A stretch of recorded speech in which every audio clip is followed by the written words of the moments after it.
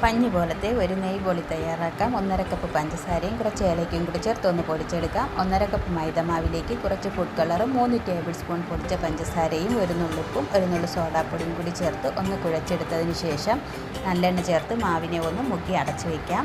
250 gram കടലപ്പരിപ്പ് നല്ല രീതിയിലൊന്ന് കഴുകി കുക്കറിലിട്ട് ഒന്ന് വേവിച്ചെടുക്കണം.